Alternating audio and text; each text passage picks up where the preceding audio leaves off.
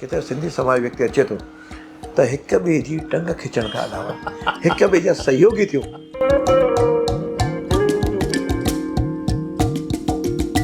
नमस्कार, सिंधु सागर भारत में तव्हां सभिनीनि जी दिली आज़ियां। दोस्तो, असांजे भारत जी राजनीतिअ में विरहाङे खां पोइ ॾाढा घटि सिंधी अॻवान थिया आहिनि जेके राजनीतिअ में सक्रिय थिया हुजनि। जयरामदास दौलतराम विरहाङे खां पोइ असां सां गॾु हुआ, उन खां पोइ चोइथराम गिदवानी, ईअं चइजे आचार्य कृपलाणी, ही हिकिड़ी पहिरीं पीढ़ी हुई जेका विरहाङे जे हिकदमि पोइ असांजी राजनीतिअ में हुई। उन राजनीति खां पोइ जेकॾहिं असां राष्ट्रीय स्तर ते अचूं त राष्ट्रीय स्तर ते असांजो लाल कृष्ण आडवाणी हो, ऐं उन खां पोइ जेकॾहिं असीं सूबाई सतह ते अचूं त कुझु ॻाण ॻणिया माण्हू, आचार्य भगवान देव आर्य ईअं जेको सांसद थियो, ऐं सूबाई सतह ते ॾिसूं त कुझु थोरा ई राजनीतिअ में सक्रिय सिंधी असांखे मिलनि था, चाहे उहो मध्य प्रदेश हुजे, चाहे राजस्थान हुजे या ॿियो को प्रदेश। पर राजस्थान हिकु अहिड़ो प्रदेश आहे जंहिंमें अजमेर शहर, ऐं उन अजमेर शहर जी बि पहिरीं हिकु सीट हूंदी हुई विधानसभा जी, जंहिंखे अजमेर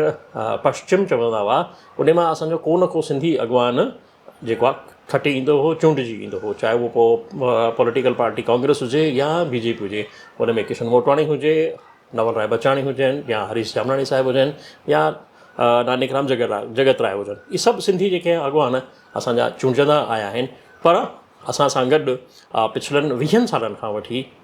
जेके गॾु आहिनि उहे आहिनि भाऊ वासुदेव देवनानी जी। वासुदेव देवनानी जी 2000 खां पहिरीं खां वठी मां चवां त विधानसभा जा चुनाव जीतींदा था अचनि पिया। भाऊ वासुदेव देवनानी पाण प्रोफेशनली इंजीनियर आहिनि। शायदि भाऊ मां नथो भुलिजां त तव्हां मैकेनिकल में इलेक्ट्रिकल में इंजीनियरिंग कई आहे, ऐं उदयपुर जे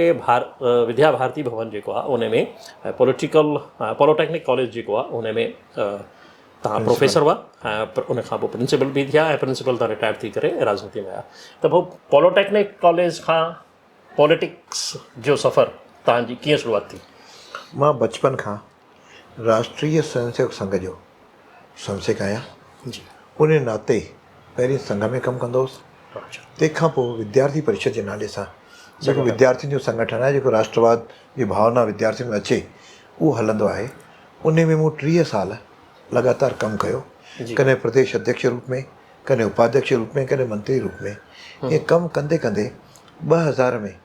अची करे मां संघ में वापसि पंहिंजो कमु संभालियो, जीअं प्रांत जो प्रचार प्रमुख हुउसि जी। ऐं उते ज़रूरु जॾहिं चूंडूं थींदियूं हुयूं तॾहिं महीनो खनि कमु जेको आहे उहो पंहिंजे राष्ट्रवादी वीचार जे उते कंहिं न कंहिं बीजेपी या जनसंघ जे वारे सां मदद कंदा हुआसीं। बाक़ी कॾहिं बि उते मुंहिंजी पार्षद ठहिण जी बि इच्छा कॾहिं जागृत कोन हुई।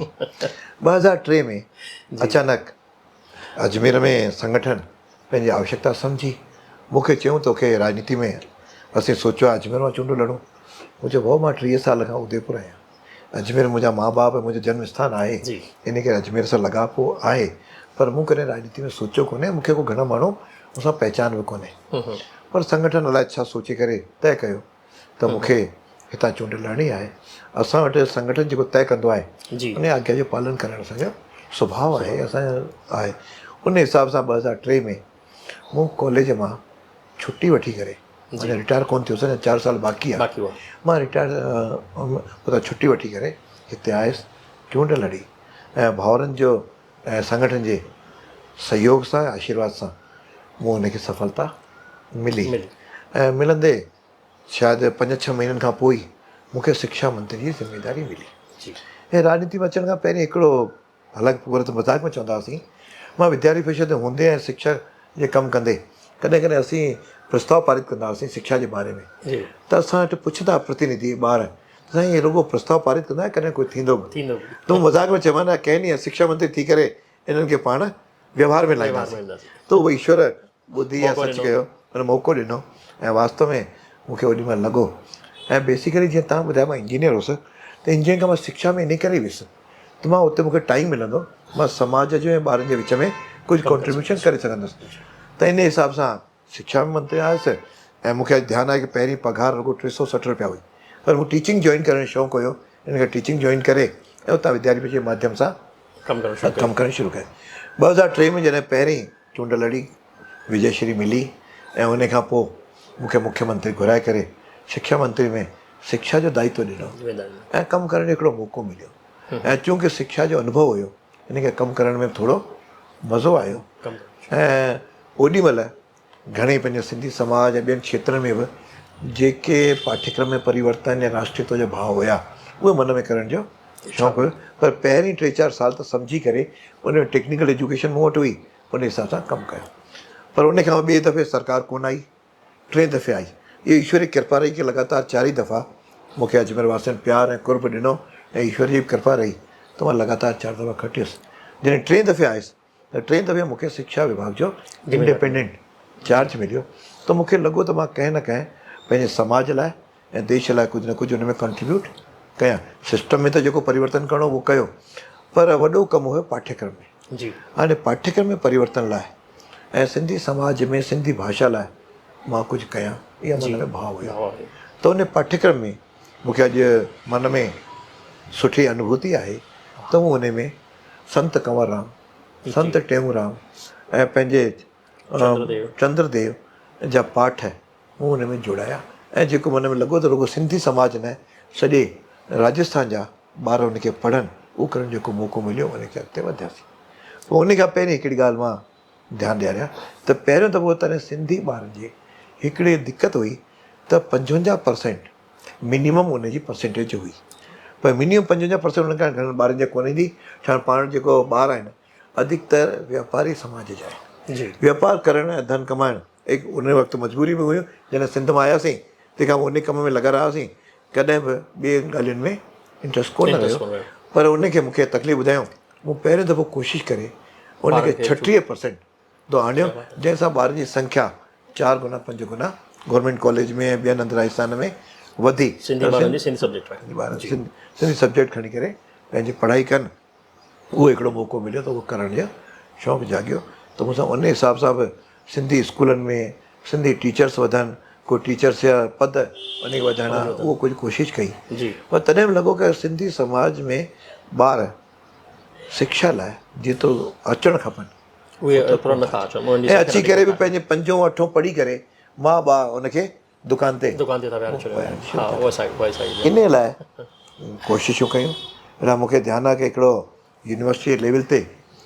जॾहिं असीं NCPSL जो मेंबर थियसि त लॻो त सिंधु शोधपीठ ठाहिणु खपे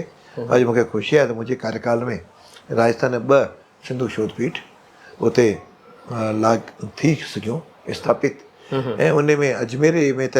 1 करोड़ त केंद्र सरकार खां मिलिया 1 करोड़ मूं यूनिवर्सिटी खां जुड़ाए करे ऐं उन जुड़ाया कमु हाणे जेतिरो थी सघियो उतां जी टीम जेतिरो कयो पर उतां आणण में जेको पूरी कोशिशि कई उन सफलता बि मिली ऐं मां सां इहो वॾो पंहिंजो हिकिड़ो सहयोग जेका मन में हुई की समाज लाइ कुझु कजे उहो करण जी कोशिशि कई तव्हां हींअर ॻाल्हि कई की जेके सिंधी ॿार 55% खां घटि पिया आया त उन्हनि खे तव्हां कोशिशि कराए करे 60% ताईं आणाया उनखे एजुकेशन ॾिनी अॼु जे टाइम में मां जेकॾहिं चवां त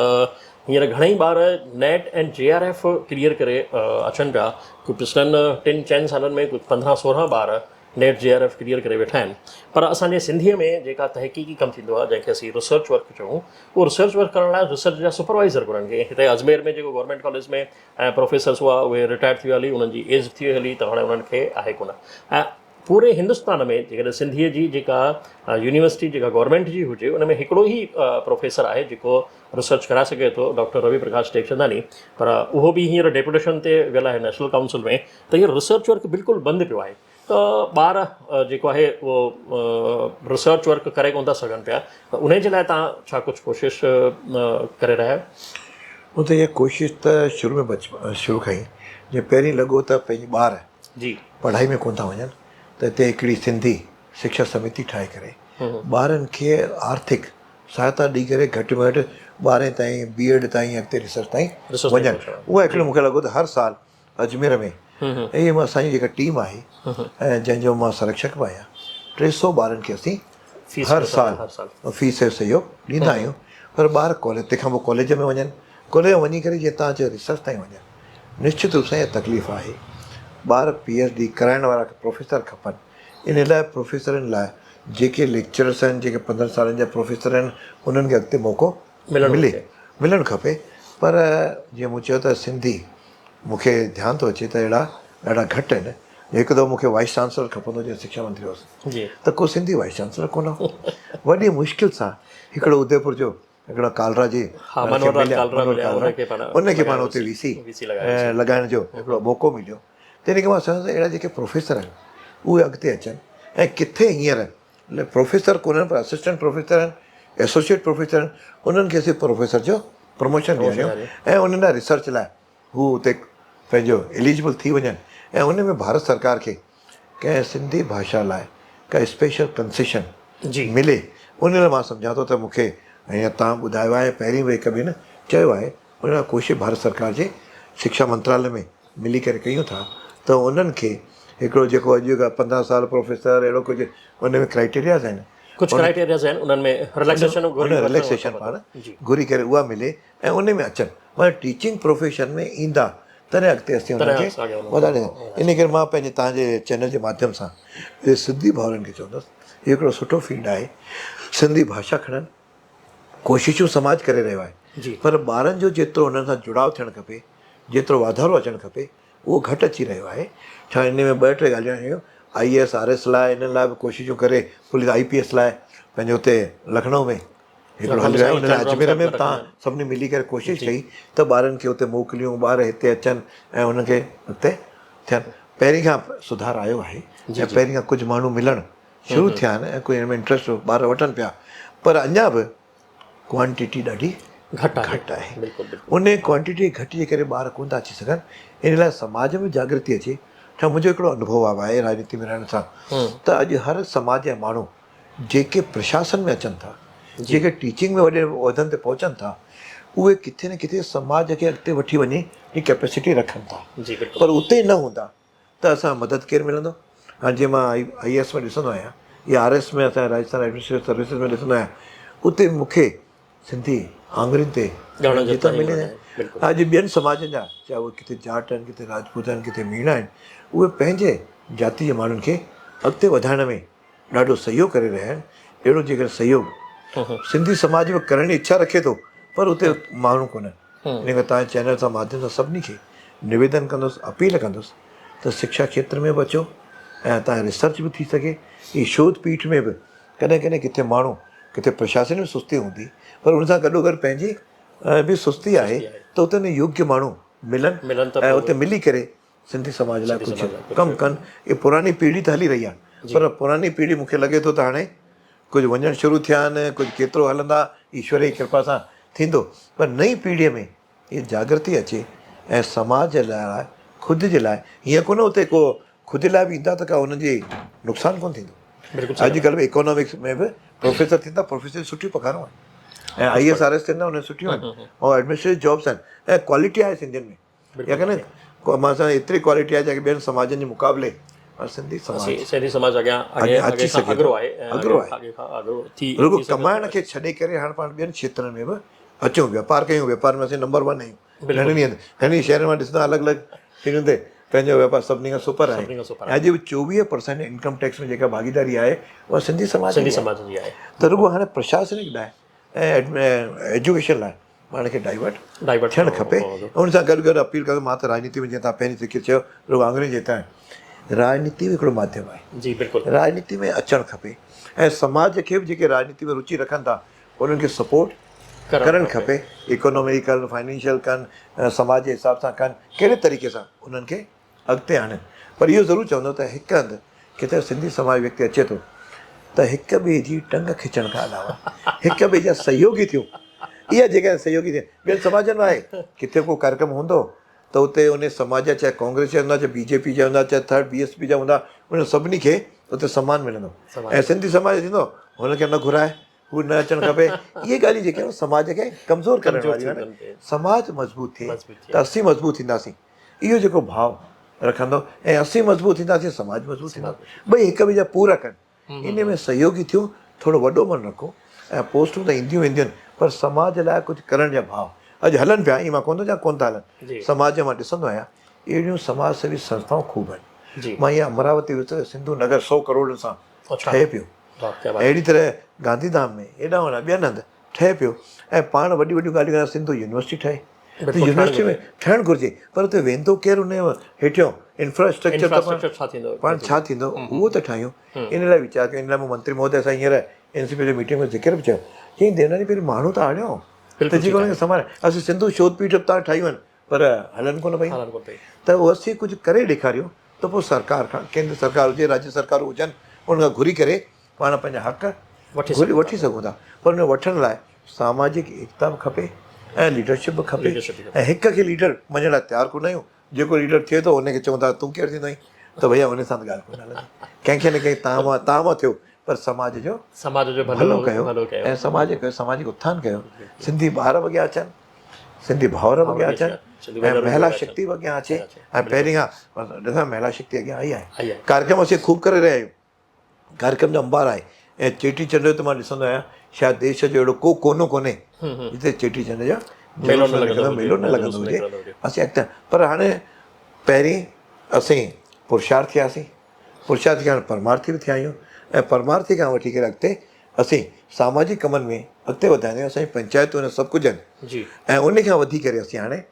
एडमिनिस्ट्रेटिव जॉब्स राजनीतिक क्षेत्र इन सभिनी में पाण मिली करे अॻिते वधूं ऐं सिंध ते वधाइण जी कोशिशि कयूं मां तव्हांखे ॿुधाइणु चाहींदुसि असांजो जेको सिंधु सागर भारत चैनल आहे उहो UPSC जो पूरो सब्जेक्ट जेको आहे उहो पाढ़े रहियो आहे ऐं उन मां ॾाढा नौजवान जेको आहे फ़ाइदो वठी रहिया आहिनि ऐं मां सम्झां थो त ईंदड़ टई जेका आहे उहा वधीक फ़ाइदो वठंदी भाई साहिबु जेका ॻाल्हि कई की संतनि महात्माउनि जा ई न पर जेके असांजा वीर पुरुष थिया आहिनि हेमू कालाणी हुजे चाहे महाराजा ॾाहिर हुजे उहे ॿई पाठ बि जेके आहे उन में जुड़िया आहिनि मूंखे इन करे यादि आहे की महाराजा ॾाहिर ते मां लिखी करे तव्हांखे आर्टिकल ॾिनो उहो मुंहिंजो पाठ्यक्रम में महाराजा ॾाहिर जो आर्टिकल हुन में आहिनि ई आहिनि मां हलंदे तव्हांखां इहो पुछणु चाहींदुसि त तव्हां ॿारनि खे जेको आहे सुठी उन्हनि जी हिमत वधाई आहे की उन्हनि खे अॻियां अचणु घुरिजे जेकॾहिं को ॿारु राजनीतिअ में अची करे कमु करणु चाहे त तव्हां उन्हनि जे लाइ छा संदेश ॾियणु चाहियो उन लाइ मुंहिंजो हिकिड़ो ई उन्हनि सां निवेदन आहे थोरो टाइम ॾियणु शुरू कनि ऐं लोकल उते पंहिंजे पाण हिसाब में इंट्रस्ट वठी करे उन कार्यक्रम अचणु शुरू कनि उन पार्टी में इंट्रस्ट वठि जंहिं पार्टी में उन्हनि जी रुचि हुजे पर उन में पाण शामिलु थियनि शामिलु थींदे निश्चित सां उनखे ज़िम्मेदारियूं ज़िम्मेदारी में अॻिते वधंदो वेंदो ऐं रुॻो हिकिड़ो विधायक MP ठहिण ई राजनीति जो अंग कोन्हे पर राजनीतिक अंग ॿिया बि घणेई आहिनि राजनीति में अचो राजनीति सामाजिक कमु कयूं अलॻि दायित्व वठी करे कमु कयूं हींअर जीअं मध्य प्रदेश में असांजे BJP जो प्रदेश जो महामंत्री थोरो सिंधी ठहियो आहे बसि सुठे हींअर NCPSL जो उते ख़ूब इंस्टीट्यूट हलाए रहियो आहे पंहिंजो मोहन मंगनानी ॾाढो सुठो आहे बेंगलोर मां आहे मोहन मंगनानी साहिबु एजुकेशन इंस्टीट्यूशन बेंगलोर में माना कर्नाटक जेको चइजे साउथ इंडिया आहे नागपुर में बि एजुकेशन इंस्टीट्यूशन पूना में आहे न असांजे सिंधी समाज ख़ूब सेवा करे पर अॻिते वधणु असीं हिकिड़ी एजुकेशन ते रुकी न वञूं ऐं राजनीति में अचणु चाहियूं स्वागत आहे असीं त चाहियूं था पाण अधिक संख्या में अचूं उते प्रभावी ढंग सां कमु कयूं उनखे जेका मदद करणी हूंदी ज़रूरु कंदासीं वैसे भारत सरकार नई एजुकेशन पॉलिसी लॉन्च कई आहे उन में इहो चयो वियो आहे की हर शिक्षा जेका आहे उहा ॿारनि खे उन्हनि जी मदर टंग में या माद्री ज़ुबान में ॾिनी वञे त उन में सिंधीअ जो तव्हां भविष्य छा था ॾिसो पिया मां सोचां थो हीअ नई एजुकेशन पॉलिसी में सोचे सम्झी करे ॻाल्हि रखी आहे त असांजी जेके भाषाऊं आहिनि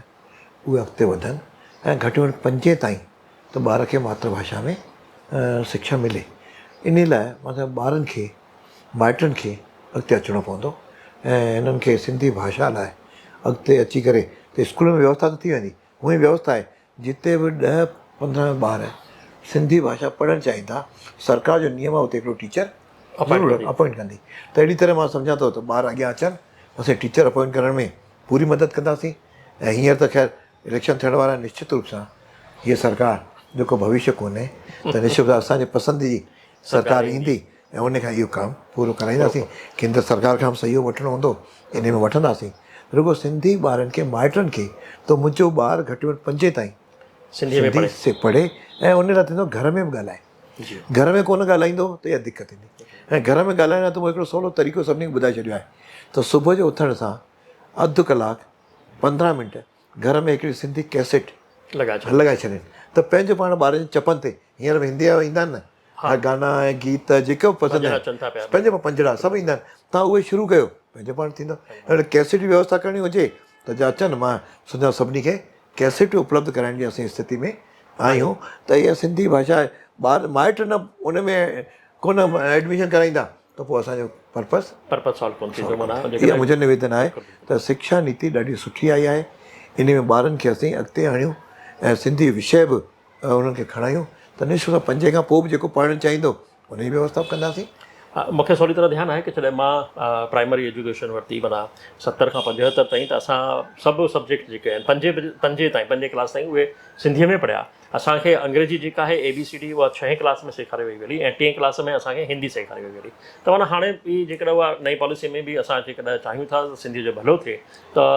ॿारनि खे असांखे ई मोकिलिणो पवंदो, माइटनि खे ऐं ॿारनि खे। ईअं न आहे कि असां जेकॾहिं सिंधी पढ़ाईंदासीं ॿारनि खे त उन्हनि जो को भविष्य जेको आहे उज्जवल न थींदो। अॼु घणेई ॿार आहिनि जेके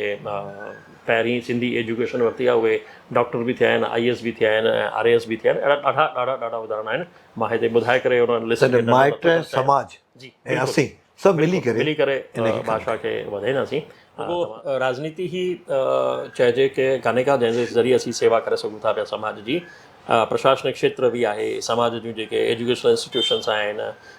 धर्मशालाऊं आहिनि, अस्पतालूं आहिनि, अलाए घणा क्षेत्र आहिनि जिन में असांजे नौजवाननि खे अॻियां अचिणो आहे। पर मां त